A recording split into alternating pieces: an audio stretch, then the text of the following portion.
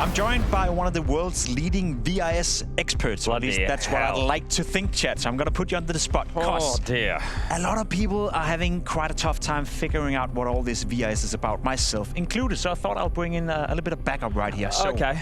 You know what I mean? Why don't you tell us briefly, what is the VRS and why does it matter? Valve regional standings, not Valve ranking system. Some people will tend to get that wrong. It's very important, otherwise Striker will come for you. So Valve regional standings. Okay. And essentially in 2025, the ranking is king, right? So this is something that Valve introduced for this year. It's moving away from partner leagues. And every single tournament that qualifies due to certain criteria in their rulebook will be worth points that'll play to the ranking system that can qualify you to the major. Now, the deadline for that is April 7th. Now, the major is not until June, as we're well aware, Blast.tv, okay. Austin Major. But the cutoff for that is going to be April 7th because there are these things called MRQs, Major Regional Qualifiers, which will be taking place online after that date of April 7th. So what's important to note this time round is we're going to have our first ever 32-team major, which is going to have essentially 4 stages. The final stage being the playoffs with 8 teams. That's how we always have it. But everything beforehand will be a Swiss stage. So stage 3, Swiss, stage 2, Swiss, stage 1, Swiss, Swish. But if you say it like that, it sounds nice. Okay. So you want to start essentially in stage 3. That's the furthest you can possibly be by the rankings, right? Okay. It'll put you straight into stage 3, means you only have to play 1 Swiss stage to get into the playoffs. Alrighty, and the way it functions, the way it works is that it's also divided into different regions, right? So we have a European ranking, you have an Asian American ranking, and the way it works is that there's allocated certain spots to certain different areas. So if we dive into the Blast TV that I have in front of me, we can take a look at it. We have the global leaderboard, which is the entire thing put together.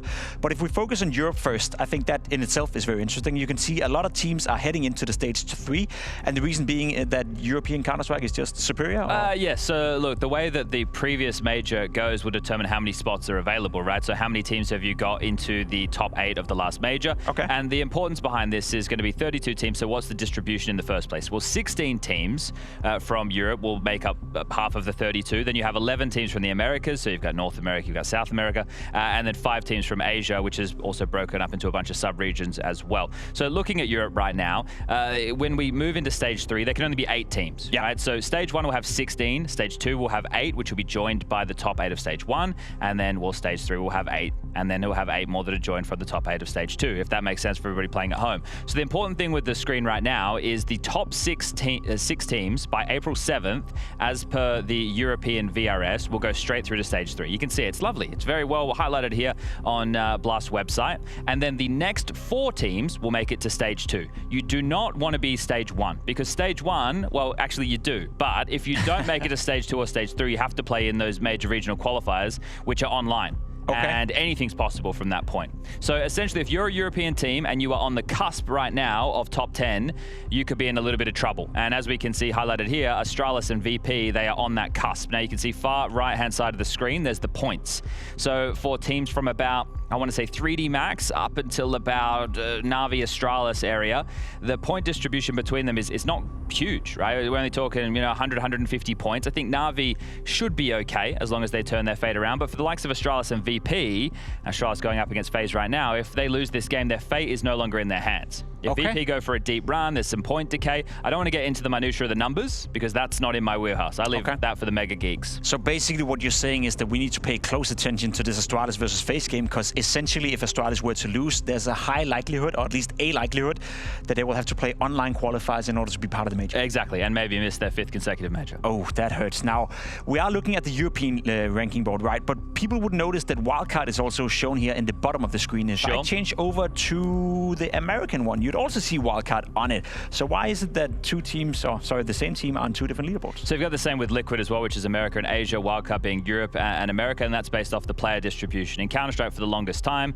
and even moving into CSGO, we'd always work on a factor of a core, right? That's how teams are determined, by the 3 players, and that also helps make up the identity of the team. Now with wildcard, when you think about their players, they've got 2 Europeans, right? They've got themselves a Fozy, they've got themselves a Susp, and those guys are Swedes. Then you've got 2 players from North America, those are going to be JVA, those are going to be Stanislaw, and then then, well, Sonic's a wild card. He doesn't come from either of those regions, so that's why they have that split. With Liquid, they have the same thing. Nerds and JKS represent Asia, and this is all decided by Valve. This is not choices by these teams. This is by Valve's rules. And then you have the likes of Twist and NAF, who represent America, and then Ultimate being European. So the way that it's going to work is wherever you would get the higher placement is where you're going to be determined by the VRS cutoff. Okay. So if Liquid actually had a higher ranking than Mongols in the Asia ranking, they would take the Asian spot, which would put them in stage 3. Now, they are the highest ranked team by America standards, but they'll be taking that. There's more positions available there, so it seems very unlikely that they're going to lose this. I'm pretty sure there's been some updates since, and Liquid are the #1 team at the moment in the Americas,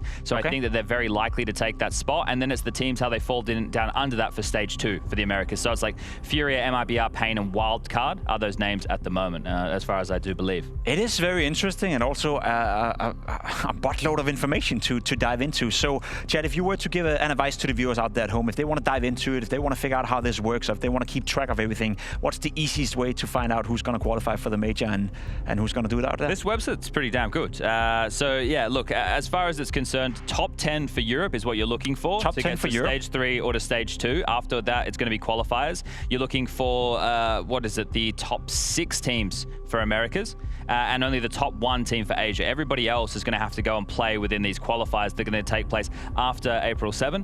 Blast actually put out a bunch of information who's going to be running those events for them in the interim, and then we'll have our final 16 teams or whatever it is qualifying for the major after that fact. Wow. Okay, well, a lot of information, a lot to dive into. Chad, thank you so much for joining me and educating me, the viewers at home as well.